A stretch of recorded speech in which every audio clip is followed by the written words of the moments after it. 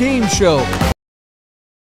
Bid Nerds is your daily YouTube card game show, where we predict the online auction results of the most interesting cars on Bring a Trailer, Cars and Bids, Haggerty Marketplace, and more. It's just like the Price is Right game show. Play along and see if you can beat the nerds. All right. Happy New Year, everyone. Welcome to a brand new episode of Bid Nerds. We are doing a very special holiday episode. This is the last episode of 2023. We're going to do a holiday end of the year 2003 special. We're not going to do our normal formats. We did make predictions on the last episode, and we will reconcile those predictions on the next episode. So that'll be coming up Wednesday night at the third. The 3rd? What's that? Yeah, the 3rd of January. Yeah, the 3rd of January, Wednesday night. Right? Yeah. Yeah, okay. Yeah. What do you guys happening? Why are you guys Some me? people operate on dates, not days of the week. We want to be an all-inclusive podcast. You see what I got to work with here, guys. So we're gonna be we'll be reconciling our poor predictions from the last episode on the 3rd of January. That would be this coming Wednesday. Mental, would that be at 1600 or 1630? It would be at neither. That would be at 1830. So 18, that's what I said. Yeah, 1830. Oh, man. Roger. Sahan's in the comments already saying that we're a bunch of scumbags. How would he know since he was supposed to live here and he broke my heart? Are you calling this little dog a scumbag? That's just bad news, Sahan. Bad news. This little dog is a scumbag. She's a little brat. Yeah, she's pissed now. What's up? She's pissed. What's up, Sahan? JP, I was telling you early, Sahan was there at 8 o'clock when we did Cars Un Cafe in San Francisco at the pit stop in Brisbane. And a shout out to Sahan, aka the Persian Pillow. Not only was he there at 8 o'clock, and I never even called him, he was just there. But like while we're busy setting up, Sahan is talking to everybody, and it feels like he co-hosts. I got to get his name on the flyer.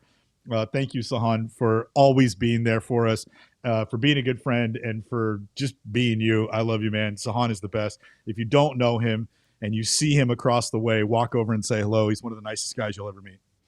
That is true, and Cars and Cafe sounds like it went really well for you guys in San Francisco. We had a great show here in Las Vegas at the Good Wolf in the Arts District. Great turnout. Thanks to everybody that showed up. Of course, Godden Porsche and Godden Classic of Las Vegas. Godden always brings cool cars. The whole Godden scene, the whole Godden crew was there. Deeb, you're going to be really excited to hear about the car that they got for the restoration project this year. I can't say anything about it on air, but it's really cool. Is it a black 964 turbo? It is not, actually. Oh, okay, because they have one, right? They saw one do, on yeah. Instagram. Not only is that a 964 turbo, that's an andile. That's like a real one. Yeah, that particular one that you're talking about. But that one's already so nice. There's no restoration needed on that one. No, the Sahan, that's a car that goes fast. Yeah, that is definitely not fast not by slow. Sahan's. Yeah, absolutely. Speaking of not slow, Rami was out there, of course, in his crazy turbo car, and he got somebody put not Godden Classic. He took his car. Somebody put hood shocks on his crazy, it's not an RWB, but we just call it an RWB. We don't know what else to call it. But he's got this crazy turbo, 89, just crazy wacky thing. But somebody put like gas hood, these heavy duty hood shocks on the hood, and it's like we're all looking at his car going, what's going on here? Are those is it vented at the front of the car, like at the back of at the windshield? What's going on? It's like it's a freaking fiberglass. The thing weighs nothing, and they put these heavy duty, so now it's lifting up by the windshield. It's like, and then Rami goes over there and he goes, "Oh no, I'll just push it down." It just goes crack. I'm like, "Oh God." He just needs. So, hey, AP, every time he opens get the a hood, golf he just club, needs chewing, just chewing gum will tack it down. You know what I mean? Yeah, sure. Why not? It looks faster. Poor Robbie. No, he doesn't care. Yeah, it's great. We love him.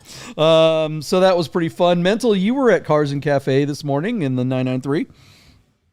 Yes. The 993 is on its way back to Oakland here in 3 weeks. So I had to bring her out one more time so she could see her Las Vegas friends before she returns to the Bay Area, where ideally she'll be at the pit stop there.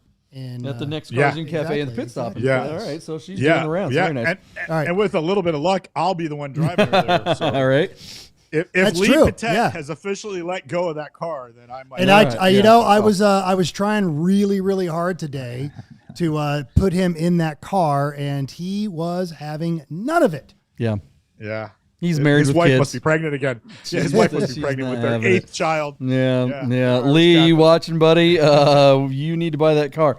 But we know that ain't happening. But he would sure look good in that thing. Let me just. He did look good in that thing. Yeah. I put him in it. Yeah, he looked proper. That would be a great car for Lee. Yeah. That car is the right amount of like classic, cool, but not so those are reliable. There's no IMS. There's nothing that would give him extra anxiety because he has anxiety. He is like the most anxiety guy. And this one has it's been looked after. And one of the things I was trying to sell it to Lee with is I pulled out the handwritten logbook since he's owned it, and not only did Lee take joy in every bit of information and everything that has been done to that car over the last 10 years, but he's like, oh, his handwriting is so perfect. It's like that's the. Oh my God, that's a good Lee Patet. That was a good Lee Patet, unlike Jason Alter. Good Lee Patet. Oh my God, Jason Alter doesn't even get the continent right. He's like, oh my God. It's like, no, that's what are you doing? That's not even. It's not even European. What the hell is that? Yeah, if you listen to Jason Alter, you would think Lee Patet was from Antarctica. Right. Like good accent. Or the Valley. New Zealand he could be from the Valley. Yeah. Lee is so anxious though. That's a guy that when he has a job to shoot the next day, he sweats himself to sleep every night. It's he's very anxious. Oh my gosh. Buddha's hanging out in the chat here with us tonight. Hey Buddha. He was there this morning too. Great to see him back from North Carolina. He brought up something. Buddha, don't we? Absolutely. He's bringing it up in the chat. Something. So speaking of Rami, right, in his crazy turbo car, he woke up this morning. He was awoken. He was awoke. Something like that. Anyways, he got a text early this morning before he was awake, and he was then awake after he got the text. And this text was this big thread going, bro, I don't know how you run your life, but you got to take care of this shit, yo. And he's like, what the hell? And it's like, it's a screenshot of a parking ticket. And then it's like, I don't know who you think you're fucking with. Sorry, I'm dropping F-bombs. And it's just like, it's just like all this, you don't know who you're screwing. I'm going to get you. This guy is just going nuts. It's the previous owner of his roof apparently is getting parking tickets that Rami has gotten. Yeah.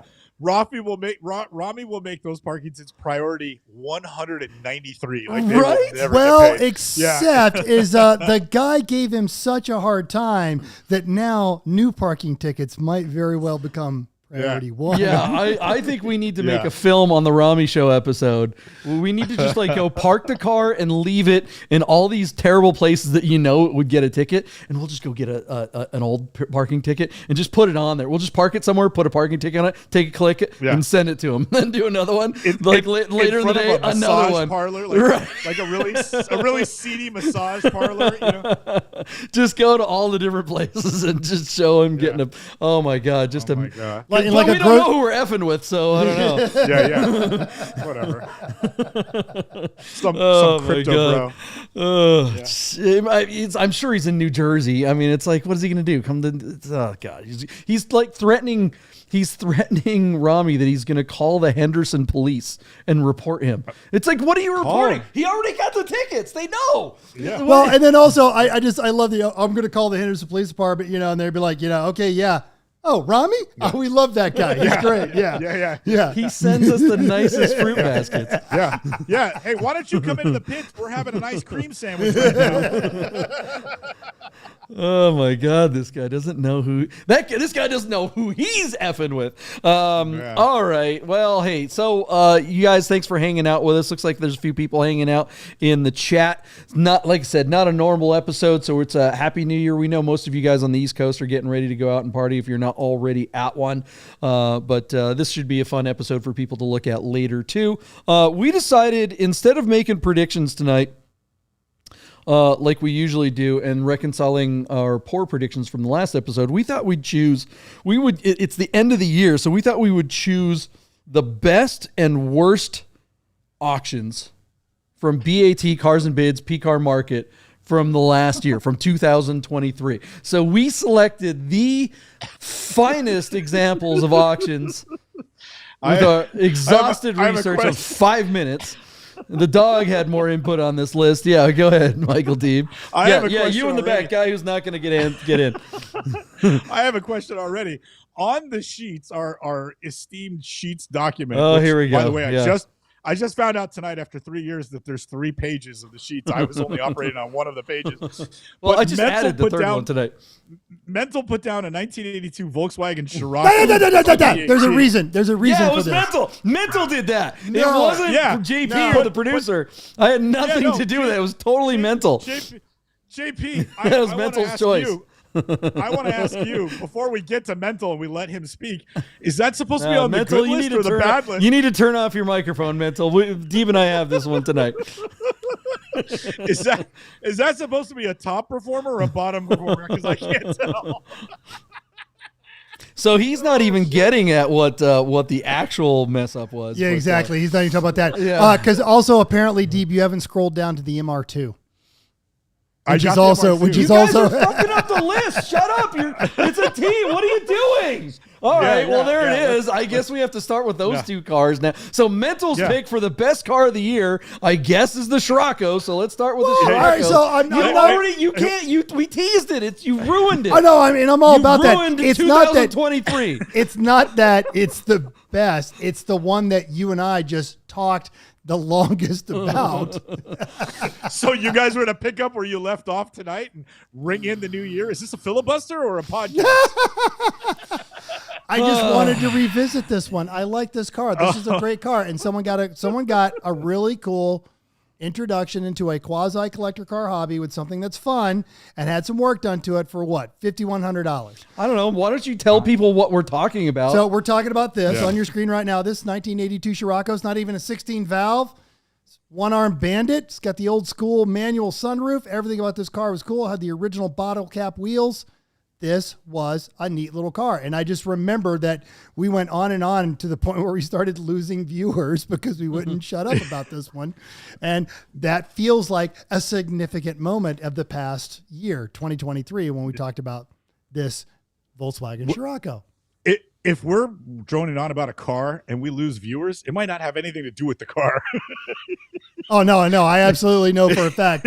Yes, this had nothing to do with the car, but just the fact that we just went on and it threw JP and I back to our nostalgia place. And this is something that Buddha said is every current Porsche enthusiast started as a Volkswagen person. That's right. I mean, you got to love that plaid interior. Come on, who doesn't want to actually be in this car? One thing I can tell you, though, having owned many of these in period, and I haven't had one in years, but, man, I know exactly what that seat feels like, and I know what it feels like when the right side strut fails on that seat, and you have to drive all the way to Monroe, Washington from downtown Seattle after a graveyard shift at doing room service at a hotel to get to your girlfriend's place, and you got to drive an hour and a half out into the middle of nowhere. But you'll do anything because you're just that dumb when you're that young. No, this guy. The one thing about these cars, these older Scirocco's, the motor mounts go bad. Like they all go bad. So you turn the car on and it's just like it shakes and it rattles and it makes all this horrible noise. And as soon as you get up to like 1,500 RPMs, it all smooths out and it's fine. Yeah. But every one of and it's cost like nothing to replace those motor mounts. But like nothing. A couple of $100 back in 1991 when I had no money was a lot of money. And you were gonna have to pay a mechanic to do it because you had no place to do it. Right. Yeah. Well, I mean, I literally worked on that car on the side of the road road, out in front of my, like on this, on the sidewalk kind of thing, pull some tools out. But we all had those memories, right? I don't know. I think this is a good pick for a top. It certainly isn't one of the top 3, but you're right, Mental. If we had a category that was like best way to get into an enthusiast car, for not a lot of money, this car definitely would have been on top of that list. That's the most pathetic niche award I've ever heard in my life. The one thing I will say that I like about this car as a kid that grew up in California, in the early 70s, California switched over to those blue plates. And in 1984, we switched over to the white plates. So being in 82 on blue plates, that's one of the last years to have one of those original California blue plates, which is cool. But I would call this car an abject failure. Our car sold in October 12th of 2023 for $8,600. It's an alumni car that the seller picked up in June of 2022 for $8,200. And according to JP's drinking game called inflation, this guy lost about $3,000 on this car. And so the idea that Mental would pick out a car that just because he could fit his head under the roof without banging into the sunroof on this thing, which it doesn't have a sunroof, but just the idea that Mental could fit. Yeah, it does. Yeah, sunroof. They all had sunroofs. Yeah, so it's just the idea that Mental could fit in one of these cars. The fact that he picked it as a car that we should celebrate at the end of the year, I would hit any noise machine I had right now to go play again. I love the car. I think it's very cool for all the reasons you guys mentioned. As a starter car, as a kid that loves Porsches, because like every other red-blooded American, I grew up with a part-time job in high school, and I could barely afford a Volkswagen. I thought these were really cool. I told you my uncle sold Volkswagens and had one of these cars that was right before the 16 valve came out. His car was, I think, Zermatt silver with black leather, and it was stunning. It had a beautiful stereo too. I remember how good the radio in his car sounded. But as far as what this car accomplished on BAT, we don't see Volkswagens often enough, but these cars just don't bring any money. And this guy theoretically or technically lost money on this car. So I wasn't sure if we were celebrating this or making fun of it, but that's fine. I'll play along. Oh, no, and that's fine. And if we're gonna and we should talk about cars that we're going to make fun of, and if we're going to make fun of cars, we need to make fun of this absolute monstrosity that JP made me and everybody else suffer through with some sort of utter lie about it being as good as a Miata. You're absolutely right. It is not as good as a Miata. It's definitely way better. Far better than a Miata. Mental, this car just closed. It's better than a Mondial. What are you talking about? November 24th and Anthony's already given us crap about the Volkswagen. And it sold for $7,500 on no reserve with 95,000 miles, which is actually an extraordinary result. But as JP was droning on about the merits of this Toyota MR2, I remember Wade, who doesn't know anything about this car, chiming in and saying, I can't believe JP is going to die on this MR2 hill. And you and I, Mental, were cracking up. Like, off camera, rolling around in my office, just laughing, going, Wade with the line of the night right there. Like, I can't believe you're going to die on this hill, JP. And what does Wade know? Wade was thinking about his math homework for first period the next day. That kid's he's still in high school, I think. Oh my God, but he owns a Ferrari, so his opinion clearly matters. My dad owns a dealership. Oh, that was awesome. He got you so good with that one. I was like, damn, Wade. Again, these were the cars that inspired the most conversation rants. If I'm not mistaken, was this the one where you stomped out? And I will beat all of you guys up that hill in that car. In any car you can I don't care what car it is. I'm getting to the top of the hill that I will die on. So on an up and coming Durf as a Nation film, JP and I will he will go buy this generation Spider, and I will find a same generation MR2, and we will do a top tier you can go challenge. get a GT3. I don't care what you got. And we are going to do this. And at the end of it, Rami's going to shoot him with a 50 cal. Yeah, this is mental. Blah, blah, blah, blah, blah. He'll be at the top of the hill dying, and he'll be catching up. All right, let's, that MR2 was definitely, but hey. That was hilarious. In my defense, I chose, unlike Gary over here, all right, who chose the Scirocco as an honorable mention for his top 3, right? Yeah. I chose the MR2, a car I like and still advocate for as one of the bottom 3. Thank you very much. So integrity, not so much over there. All right. So anyways, moving on to the real list. Now that we got the BS out of the way, you guys in the comments, why don't you tell us, give us what you guys think are your best and worst of the year. And Deeb, why don't you kick up? They're listed by the number. We're going to start with the bottom list. So the number 3, so that we're going. Hit us with the number 3 worst auction of the year. All right, if I'm reading the list correctly, and that is anybody's guess, we decided to select your triple runner-up, your number 3, drum roll please, the 2016 U.S. Specialty Vehicles Rhino GX that we saw in February 25th of 2023 on Bring a Trailer. This car had just 2,100 miles, and man, did we have fun looking at this pile of garbage. Let me see where I can't remember what our bids were, but we all thought this car was going to bring like $100,000. No. What did we think it was going to bring? Anyway, look at this thing. It's basically like a Suburban, right? With a 6.7 It's an F450. It's built on an F450 chassis. F450 Super Duty with a 6.7 liter turbo diesel V8 with a 6-speed automatic. And then all of this, like, it's not even bulletproof, right, JP? This is just like a fake armored tank, right? Yeah, I mean, that's the thing. It's the end of the world. And, you know, I would think that this car, given all the craziness that's going on in the world, there's all, oh my God, Civil War, end of the world, EMPs, all the craziness everyone's talking about. This car looks like the car you want at the end of the world, but that's why it sucked, because it just looks like the car that you would want in that situation, and it doesn't deliver. It's all the fluff and nothing, no substance whatsoever. It's terrible. Yeah, this car is the lap dance of armored vehicles. You will die. That's for sure. Well, I want to point out, you knew that this thing was garbage because this was the one Dwayne Johnson drove in Fast and Furious. Oh, really? Is that true? I didn't realize that. Wow. This one in the one where they go after the nuclear sub. This one and the other one they make based on the FJ were featured. They were Dwayne Johnson they drove those things. So it's every bit is just poserific as you think it is. I jumped in the deep end and said $200,000. JP came in at $110,000. Our car failed to sell at $135,000 on 32 bids. This was a terrible auction. Where do you go to find comps for a pile of junk like this? 2,100 miles on a car that's already, 8 years old.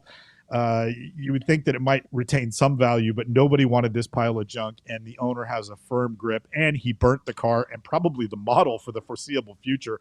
This car is literally going nowhere. I hope it fits in his garage, or he's going to leave it outside for the next 3 years.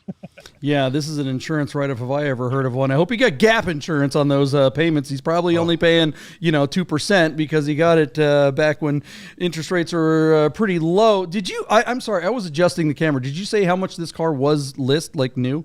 Oh no, I didn't. Yeah. Do we know? I don't know. I seem to recall it being hundreds of thousands of dollars, but I don't actually know. Yeah, I feel like $500,000 really is legit. And it's probably one of those things where you can spec it. Good Lord, yeah, right. I mean, and these were built here in Vegas, were they? I believe Oshkosh, Wisconsin, according to Jim in the chat. All right. Yeah, I mean, an F450 pickup. How much is an F450 pickup truck? A 2016. I mean, trucks have to be the worst. I mean, there are gajillions of brand new trucks right now on every American car lot in America. So, I mean, I can't think of a class of vehicle that is going to get smacked hard right in the face like Dwayne Johnson in a slap contest. I mean, it's just the depreciation on F450s is going to be pretty damn steep in the next 6 to 12 months. And then this is definitely not helping it by tacking on a bunch of plastic stuff. What are we getting in the comments there, Mental? We got a bunch of chuckles about the MR2 and the Scirocco, and everyone just like Buddha is pointed out to the agreement. Everyone thinks this is garbage. It's ugly, and it's poser. Yeah, it's so poser. Yeah, Jim says that these were retailing for about $200,000. Is that right? I mean, that sounds right. Back in 2016, holy cow. I mean, that was a lot of money in 2000. It's a lot of money now, but 2016, okay, drinking game. I mean, it's New Year's Eve. Inflation, what's real dollars? 2016, $200,000 now is probably $250,000. This guy didn't even get what? How much did it go for? Ugh, 135. He just bid. Yeah, so he's screwed. He could live in this thing, right? Hopefully. When the zombie apocalypse comes, hopefully he's out there thinking that he's protected from the zombies, but the zombies will just peel it open like a Yeah, really. I'd rather have like an actual package. like 72 Ford Highboy because that one's made of metal. Jim says there's a mil-spec version. Yeah. So would that be an actual bulletproof one or one that's actually probably bullet resistant? But yeah. All right. Yeah. So I was kind of hoping, the Nerd Herd would give us some of their list of the top 10. Herd, because we've got everybody in the herd right now. So Herds, what was your favorite or least favorite auction or car that threw you for a loop? Just throw the name of it in there and I'll Google it while we're looking. Say top or bottom, right? Oh, yes. Do tell us if my top, my bottom, and we'll bring that one up. Thumbs down. Thumbs down. What was the? Oh, there you go. What was the next worst one? All right, let's move on. Let's do the Lagonda, the 2018 Lagonda Taraf that we reviewed in April 8th. Yeah. By the way, Deeb, you did this completely wrong. You totally screwed I know. up. Yeah. Let's count down. The list. Up. Yeah. Whatever. Yeah, up. Actually, it'll make sense The in middle just a few doesn't matter seconds. now. So yeah, whatever. We're saving the best worst car for last. All right, here we go. What do we got? This The was Lagonda. A premium listing on Bring a Trailer that probably ran for 2 weeks. The seller was Symbolic Motor Cars out of San Diego, out of La Jolla. They only made 60 examples of the Lagonda Taraf. These cars sold, believe it or not, JP, for about $900,000, over 600,000 British pounds when new in 2018. This particular car, one of 60, was brought into the United States on the show and display exemption, and then offered for sale in the United States with just 200 miles from new. So this car was essentially in new condition. It was $1 million car when it came out. It's one of just 60. And I thought that this car might actually prove to be special. And with that in mind, I said that this car would sell for $880,000. What was funny is after I introduced it, you kind of snotted all over it and then gave me a bid over my bid at $900,000. JP, our car hammered at $505,000, which is about half of what somebody paid for this thing. And believe it or not, it's sold. It's interesting, JP, because I think you'll dive right into this. It sold for just $505,000 in April of 2023.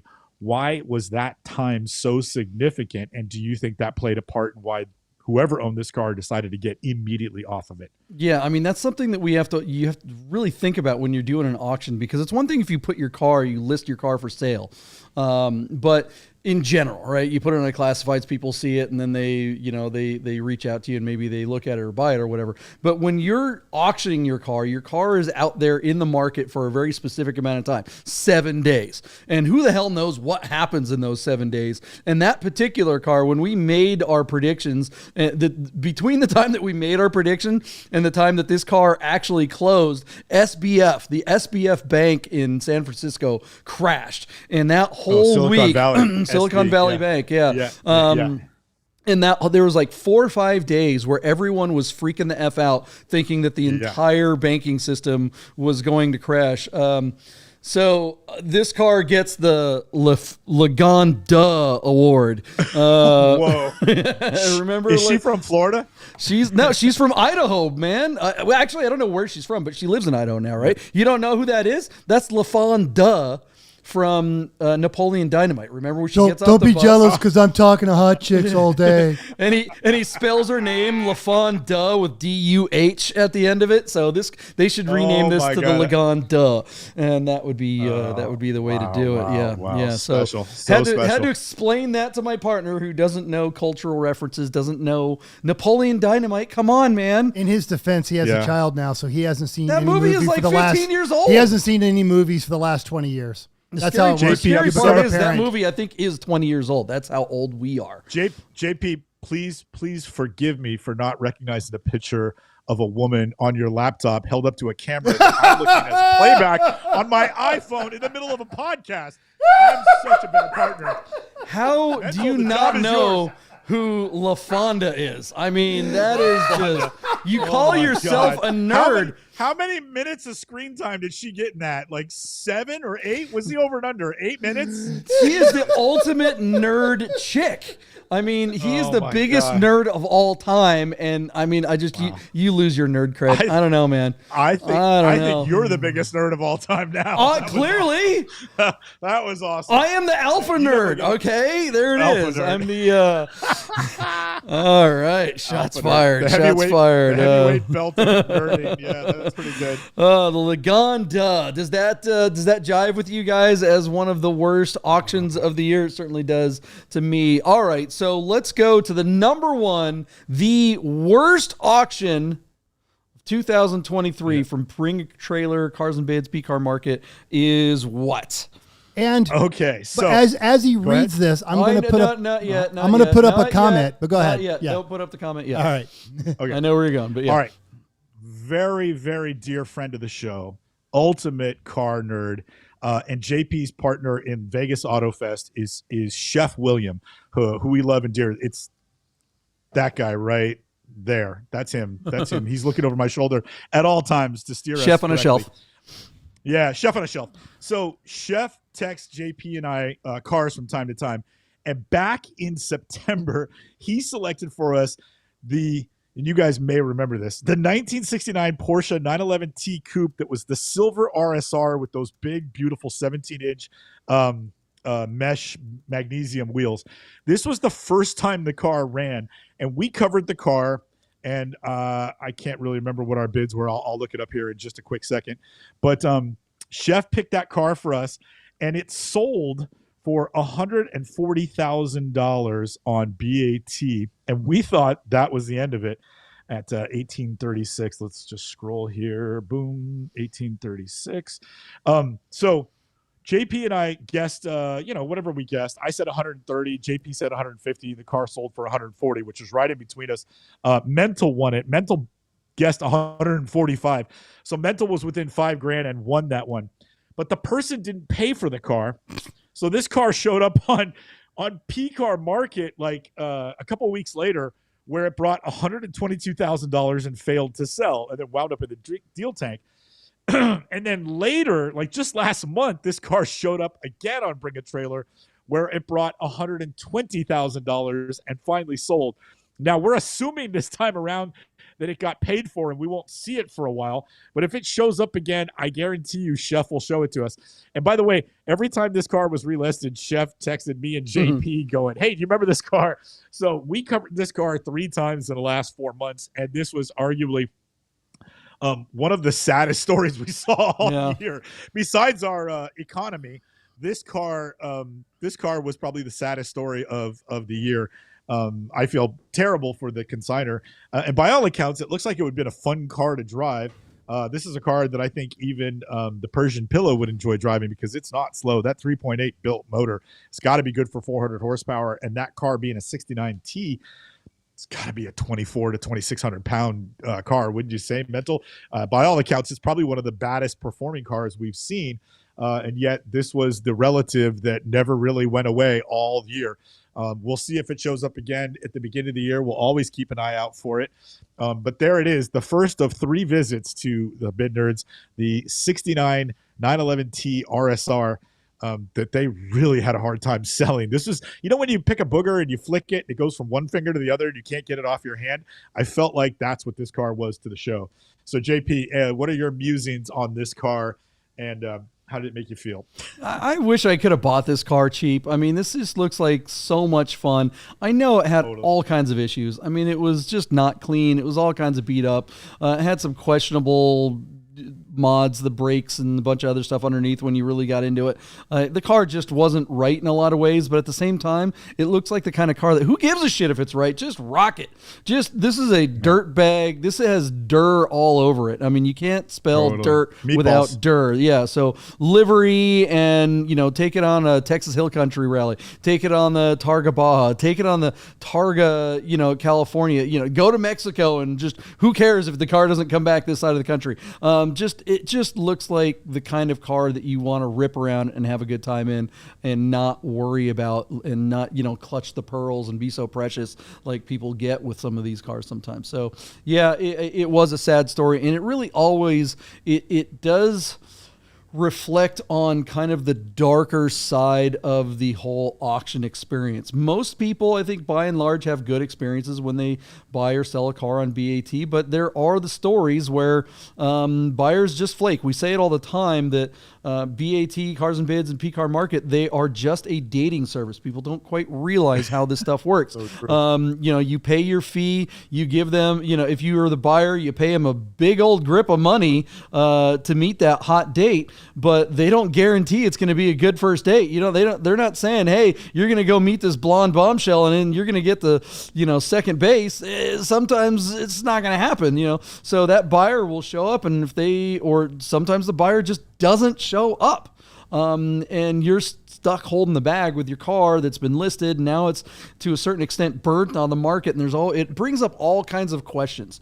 If the buyer was a flake and just was just a dirtbag, just didn't show up, didn't have the money, just ghosted you or whatever, and you go to relist your car, people are going to be asking, because they don't know the real situation. We as the potential buyers don't know if the buyer flaked, or if they showed up and saw the car and found that it wasn't as advertised. Maybe the buyer was like, whoa, back off. This car is a bad deal. This was not represented honestly. There's all kinds of reasons why someone would not finish the sale, that a lot of times might be more likely than just them just being a flake. So it really makes it harder on the seller to try to relist the car and sell it again. And this is one of those examples where it just never got back to its original glory, and kind of burned this car forever. Whoever has the car now is going to have to keep it for quite a few years before they could ever sell it again, to kind of get this stink off of it, and get people to kind of forget about it. What do you think, Mental?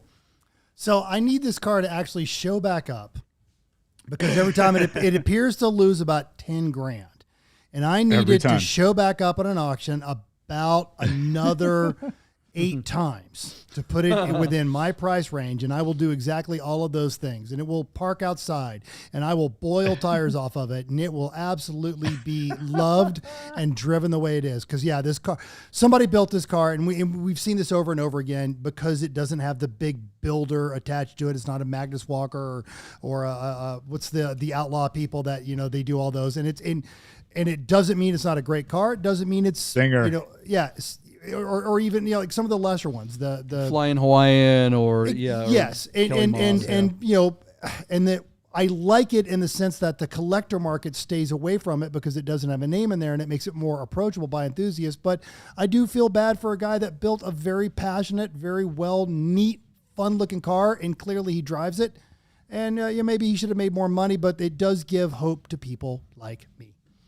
Well, there you have it. The worst auction of the year 2023. I would still beat Mental up the hill if he were driving that and I was in the MR2. Let's go to commercial, and we'll come right back with the top 3 best auctions of the year 2023. We'll be right back. Hey guys, I gotta tell you about our friends Godden Porsche of Las Vegas and Godden Classic. If you're looking for a new Porsche or a classic, you gotta call our friend Steve at Godden, this guy. Save yourself the hassle of screwing around with all the auctions like we always talk about, and just talk to Steve. He'll find you the classic Porsche you're looking for. Godden Porsche of Las Vegas. If you don't subscribe to Bid Nerds on YouTube right now, I'm gonna shoot this 997. If you said, wait, that's a 996, you're a nerd. So subscribe to the new YouTube channel, Bid Nerds. Get those nerds!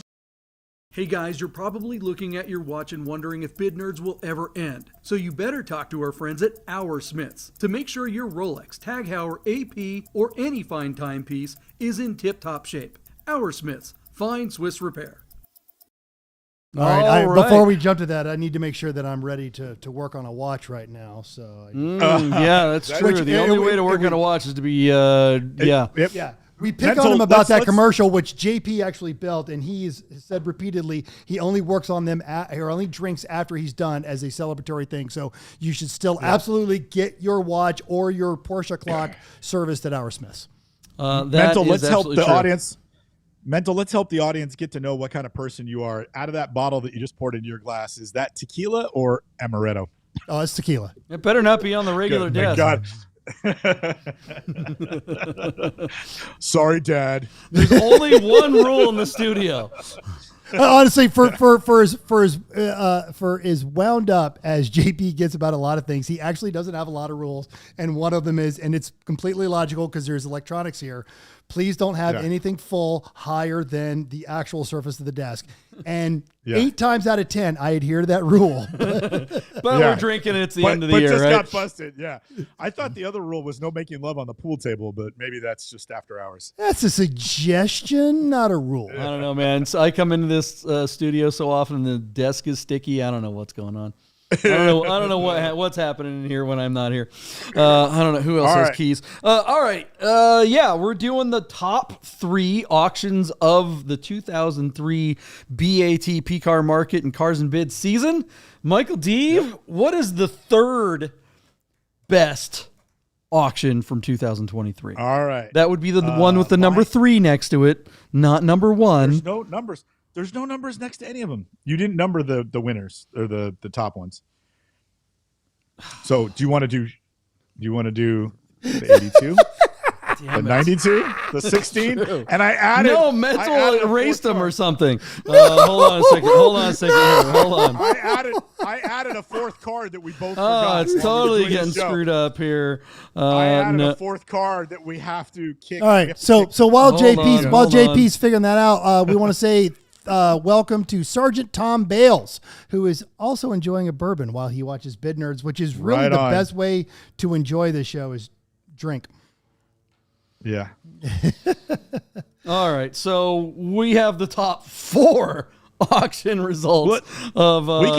We can kick number 3. We can kick number 3. You want to kick number 3? All right, let's kick number 3. Yeah, let's kick number 3. Yeah. All right, but I agree with your new list. Yeah, start with the new number 3 here because I'm with you on that one. The new number 3. Yeah. All right, the new number 3, line 17. It's a professional show, ladies and gentlemen. Professionals, very professional. Our very dear friend Solomon Braun.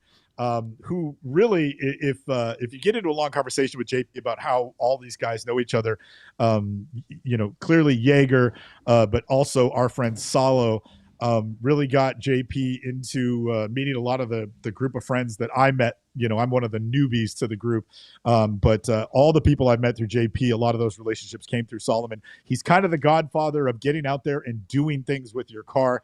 He decided to sell his 2016 Porsche GT4, Cayman GT4, and this was back in June of this year.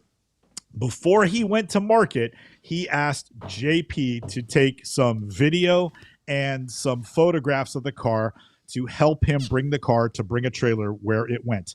And as the car went to Bring a Trailer, JP and I, of course, covered the car, line 1763, as I opened my computer.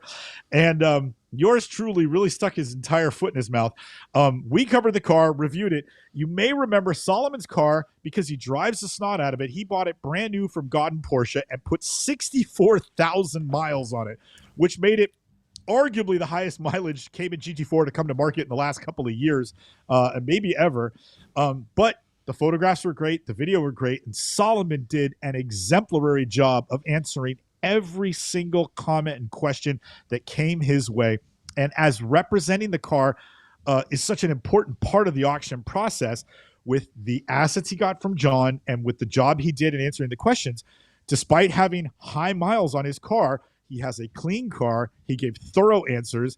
and did surprisingly well. So I came in at $64,000 thinking that was a fair value for the car.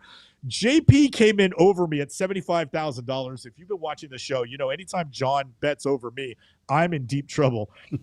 Solomon's 64,000 mile GT4 on a Saturday brought $92,481. Tell me that number today doesn't make you start giggling profusely. That number still doesn't make sense to me. But more importantly is I lost face with Solomon Braun. When I saw him at Rennsport reunion, I had to get down on my hands and knees and kiss his shoes in front of his wife and kiss the ring just to be let back into his life. But he absolutely knocked it out of the park. John, I know your assets played a big part of it, but we have to give Solomon credit for doing such a remarkable job. The way he was polite with all the comments, answered every single question, and thanked everybody every time he signed off on his comments. I think it's the way he managed his listing as much as anything else that got him that unbelievable number. Now, don't get me wrong. The market was good. The market was kind to him.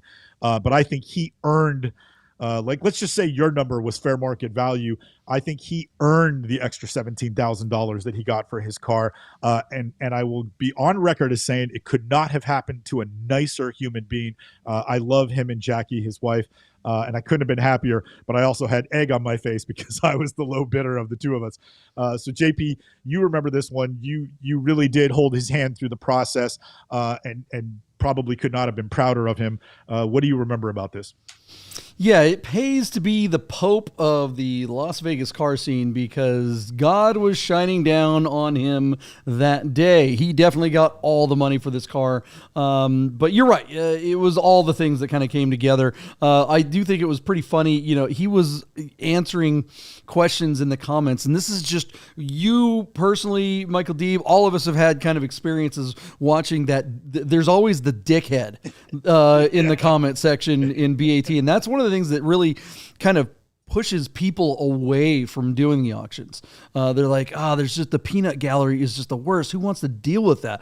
And, someone asked about the Alcantara steering wheel and he had said, he said, I never drive it without my driving gloves, right? Because there's a video, there were some pictures of him with the driving gloves. Right. Yeah. And then the driving video that I made for him, we did the driving video, and I took footage from a film that we actually made about the car for the Rami Show channel. You can see that film right now on the Rami Show over on YouTube, right? And so the driving footage was not of Solomon driving. So the hands that were on the steering wheel were Rami's. Belong to Rami. Not Solomon's. But Solomon says, I never drive it without the driving gloves. And this guy goes on there, you can see it 3 minutes and 16 seconds in the video. There's a glance with no gloves on.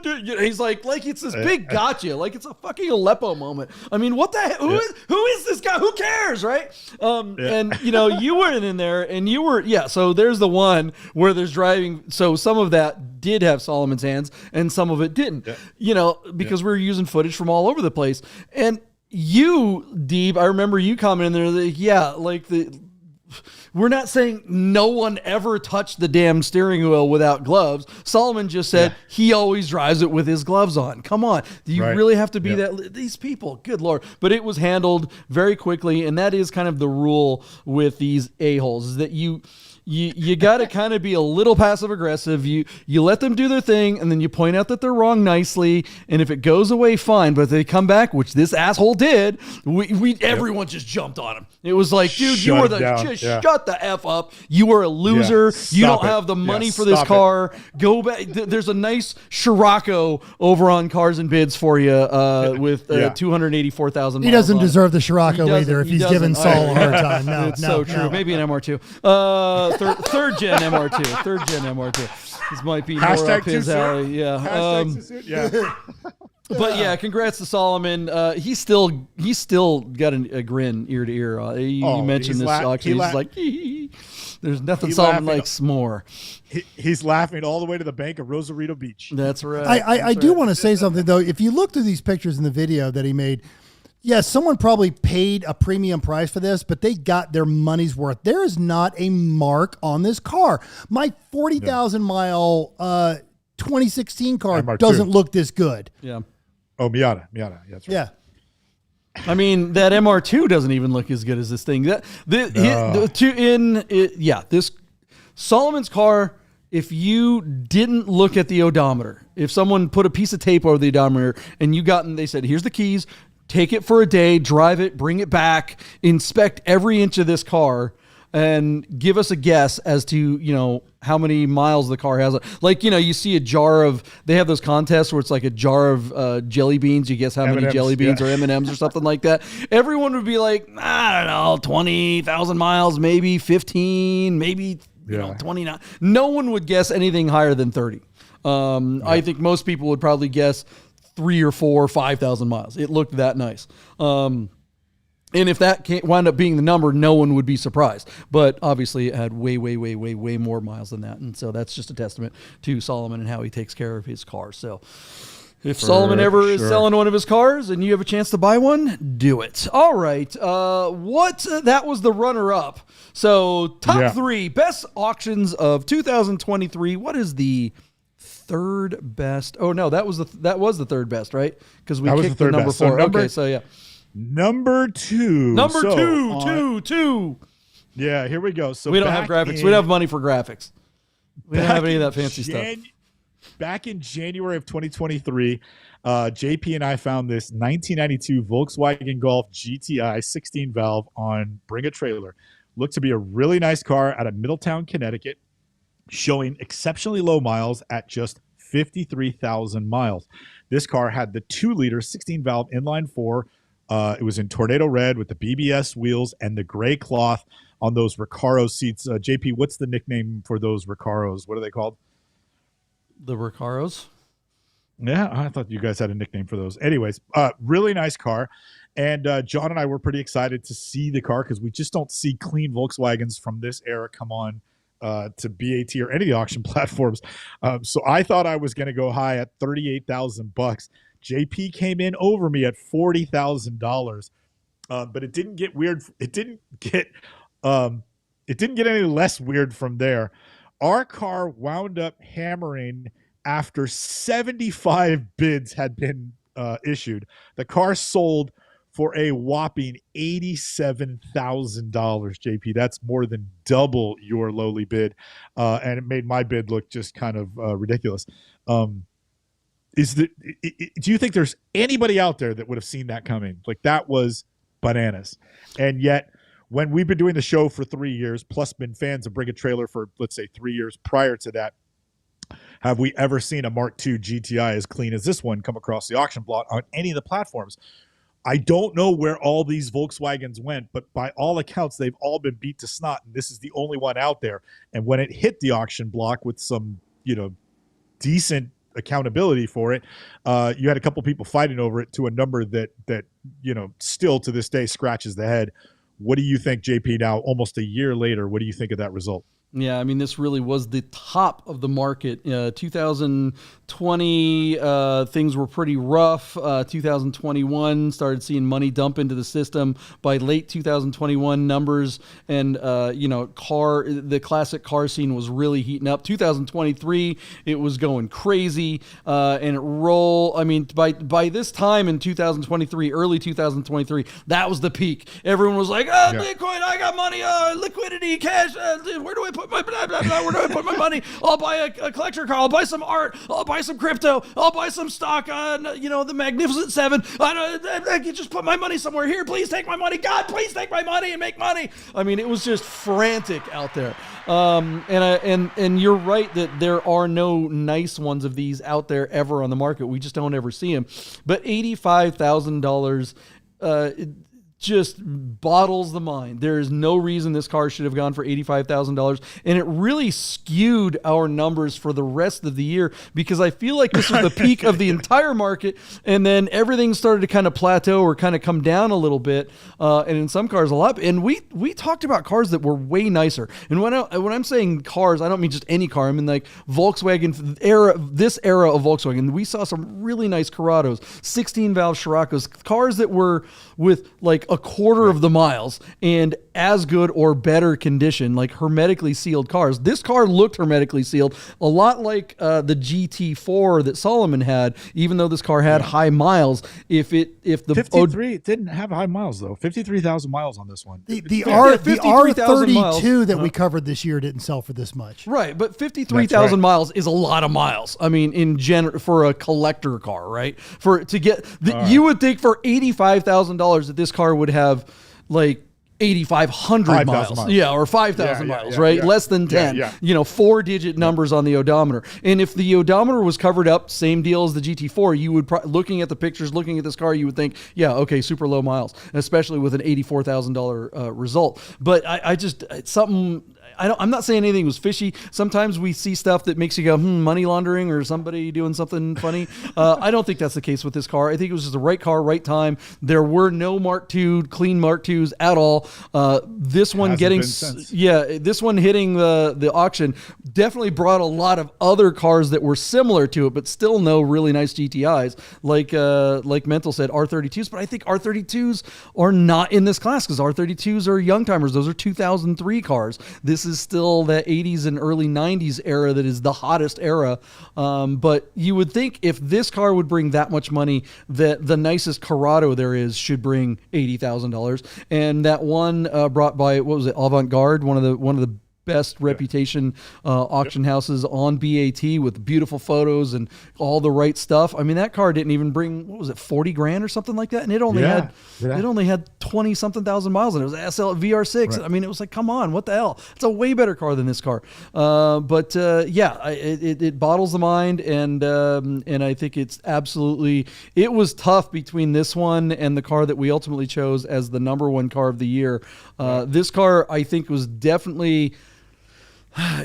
Was it the best auction of the year? Arguably, certainly number two. But it absolutely, if there was a win for the car that brought the most money, the most unexpected money, I think this car would definitely be it. Yeah, what did you think, Mental? This one, yeah. I'm with you guys. This is a great car, but yeah, I can't wrap my head. And I had one of these, and I loved it, but. God, I mean, this is almost up there with that silver hot rodded 69 that we saw. It's what, $30,000 different from what it sold the last time, and I just God, can it keep that kind of a value? Whoever's got it now, I hope they're loving it because you're not seeing that money again. It's a great car, but it ain't that great of a car. I'd rather have Solomon's GT4. Right. For that money, yeah, heck yeah. I mean, this car is for that enthusiast that is our age. Let's face it, Gen Xer that has a bunch of money and already has all the other things. You already have the GT4 3, all the RSs, all the SVJs, all the things, right? You got that fleet of cars. You're like, all right, I want the thing that I don't have and I can't have and that I wanted when I was a kid. There it is. The GTI just happens to pop up, and that, you on any given day, you can find a gajillion 911s. You can find a ton of, whatever fancy Lambos and stuff like that. But how often do you see a really, really nice Mark II GTI? Never is the answer. I just love the way this car looks, JP, and it bothers me as a kid that this was a car that was, selling new when I was, still a kid, a young adult, I guess. And, if this was a $25,000 to $35,000 car and these were like even remotely common, I would own one of these. I love the way it looks, and it would be so practical and fun. And I think has a cool factor to it, yet we never see them. And then one comes up that's really nice, and it goes for a number that makes you think, I could never afford one. And it's just, this was such a weird result. I want to point out that it sold for that much with that photo. Yeah. Yeah.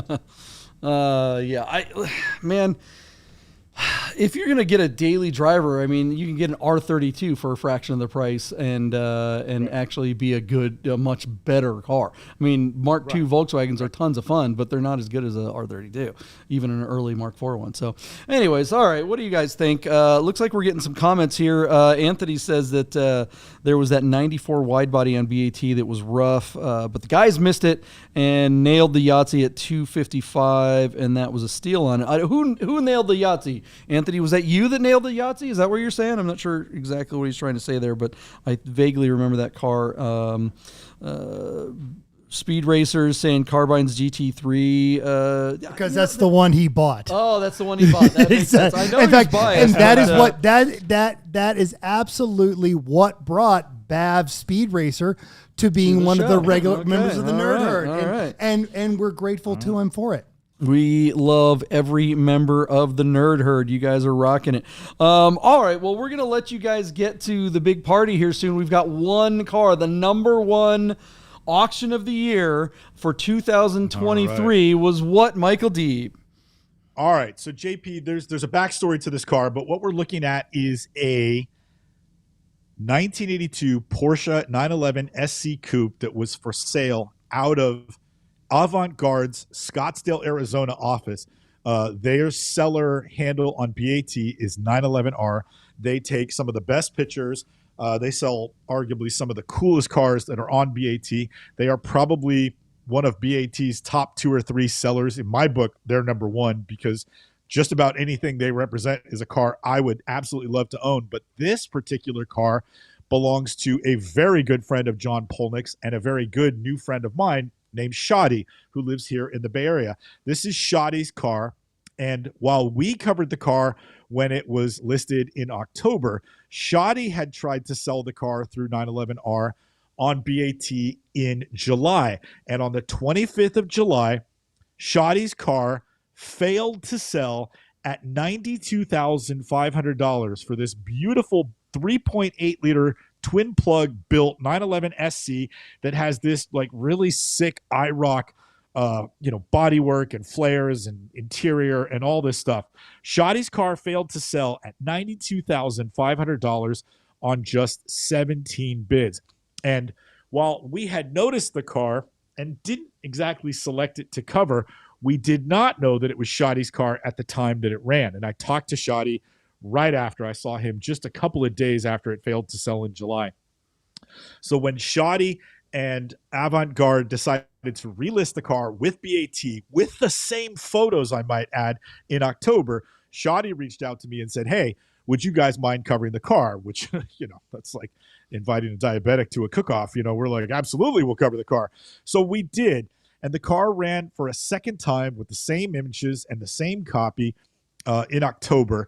And at that time, I guessed $145,000. JP was at $140,000, and we had Wade Bennet as an early guest for who came in at $97,911. And in the middle of the show, we had Lee Patet join in and cover a couple of cars. Lee was in the studio when we covered it, but right. Lee did not give us a bid on this particular car, which is just a ha-ha and aside.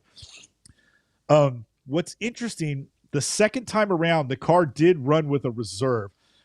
So Shoddy, I think I can say this because we had, of course, some success, which I'll allude to here in a minute. But Shoddy was on pins and needles.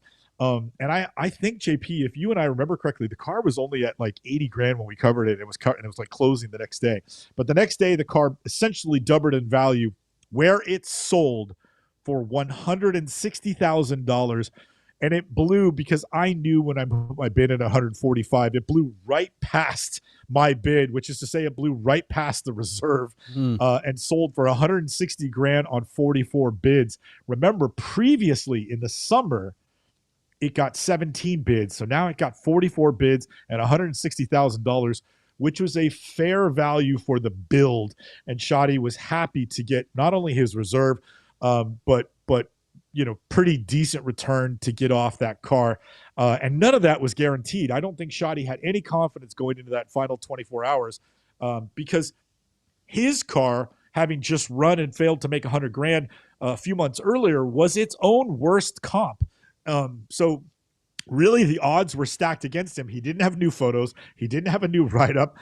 He wasn't running in at no reserve, so there was no added perk to make, underbidders clamor to get there at Hammer. Yet, as Mental always says, the bid nerds mojo, we covered the car, and I think we, JP, you and I, and Wade deserve all the credit. All of it. He got all of it, for sure. grand. Yeah, 160 grand. I know we haven't gotten a check, Shoddy. What the hell?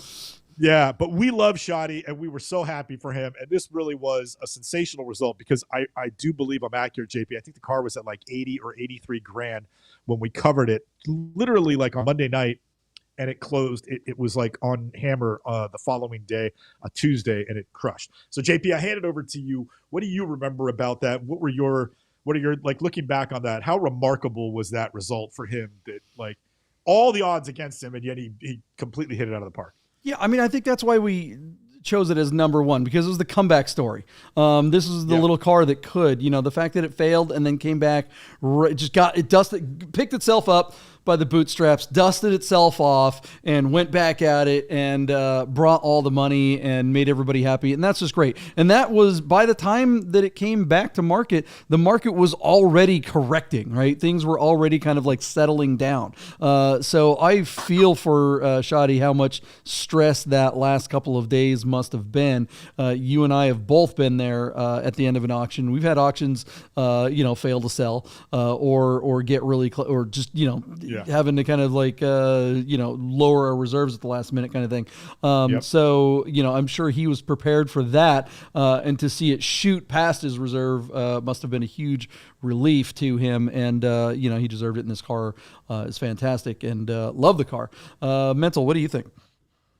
Oh, I'm just gonna need a moment or two. Yeah, well, with these pictures. You don't have a moment by or two. myself. The year is This almost is- over, bro. We gotta finish. up the show by the and end of honestly, what I'm 2023. going to do isn't going to take that long with these pictures. This is no, and this is just great. And in his 2 minutes. in his defense, I understand why he would not want to take new pictures, because these are just fantastic. And I do think, the world's worst comp, but I think whoever got this just sat down and paged through this and went, this is an amazing car and an amazing buy. And that is, I'm literally scribbling down ideas for my build. This is just so friggin' cool. Yeah, The skin got cool moved car. there. Mental. What's interesting, JP, is something you and I never talked about on the day that we capped this car, is that knowing how vulnerable our friend was and how low his car made in July, the day before the auction closed, we should have tried to get him to pull it and sell it to us for like on the cheap, because he got a full retail number, and I think we could have wholesaled the shit out of this car to one of the two of us if we had like really worked him over. It's too bad you and I both have like the teeniest little bit of integrity. But I think there was a moment where you and I could have stolen this car from him, and we should have, because it's such a beautiful car. When you look back at it and you look at the number that it received, you're like, oh yeah, I could never afford that car. It's so cool. 160 grand, but man, that's a fantastic car. This car is everything that silver RSR wishes it could be. You know what I mean? The fit and finish on this is exceptional. But it reminds me of your car, JP. It would have been cool to get this car and your car together for a Lipitet shoot. That would make some like incredible, an IROC and a long hood. That would have been black with the gold, Group 4s. They're dope cars, really dope. Would have been like Ghostbusters getting the gatekeeper and the keymaster together. This is an incredibly bad idea. All right, you guys. Did I get my nerd merit badge? Nerd merit badge is back.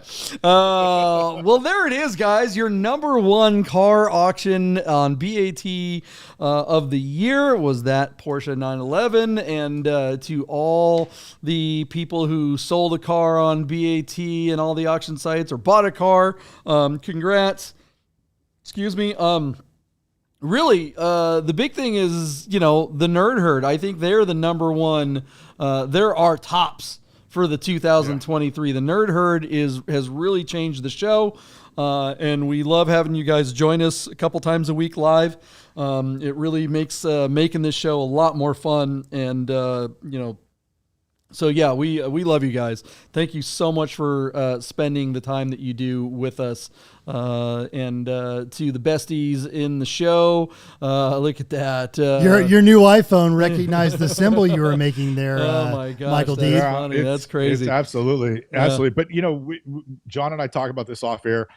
We did the show for a couple of years, and we'd get a couple of comments. But the pivot to doing the show live and having the people who watch us religiously comment and engage with us has made doing the show, I mean, I think I'm underselling it at tenfold more fun to do. Also, at the same time, we added Wade and Mental to be our guest host nerds on the reg, and so having them in show, in sort of in studio with JP, but on the show with us collectively, has also amplified the fun and the sharing. And JP and I, at this point, kind of know each other's stories. He's like, "You remember that time?" And I'm like, "Yeah, I know that time. Shut the hell up." But now when we have Wade and Mental, we've we got can tell a whole those new stupid list stories one more time. yeah. We got a whole.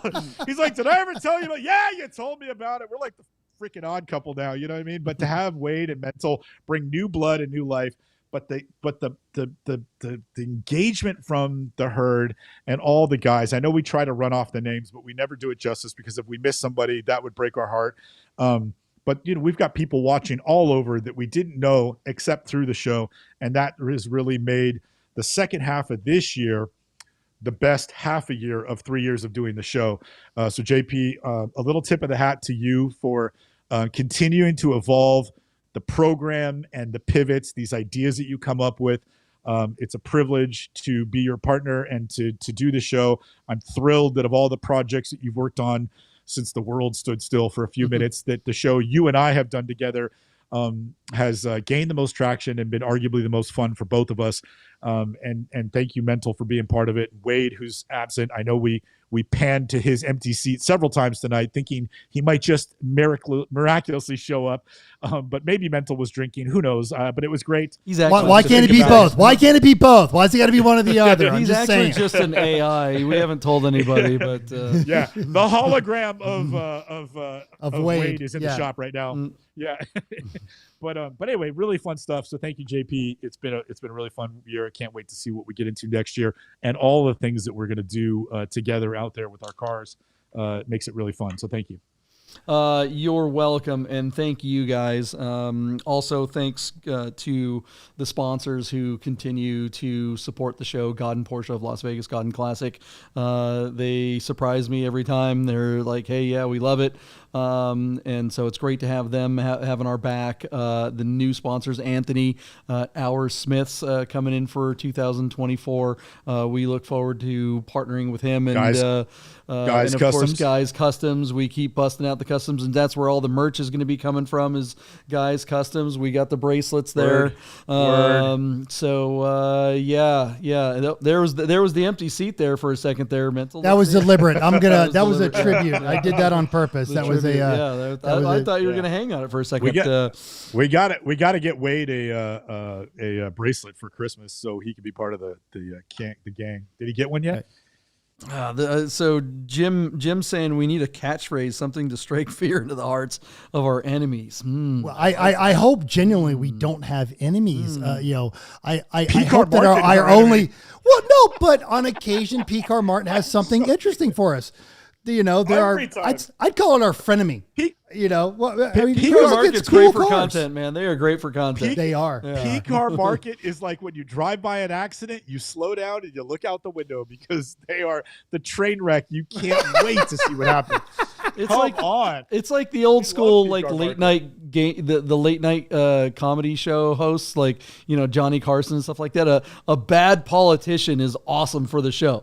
Yes, because you have someone to make fun of, and that's our PCAR Market is just a punching bag. They're so bad. But all right, the color bars are there. Well, hey, Happy New Year. I know you're looking to me to end it before we do this. I see JP 4 times a week. I love hanging out with him. I'm sorry. We do all kinds of cool stuff, and because of JP, I get to see Deeb probably 6 times a year. You drove up to California to say hi to me when I was working the Lemons race, which was just fantastic. So, but I come here to this studio after a miserable day at work for the herd. I do. No, look, because I text you guys all the time. We're always swapping jokes, and you just sent me that cool Lambo video on the Instagram.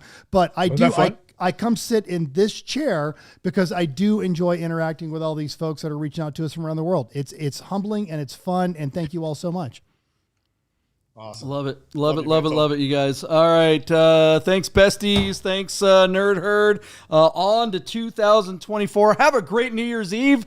Be safe out there, and we will see you Wednesday night at 6:30? 6:30, right? Yeah. Sure. 6:30, I think is the plan. 6:30 Pacific. See you next year. I did it. I went there. I said that thing.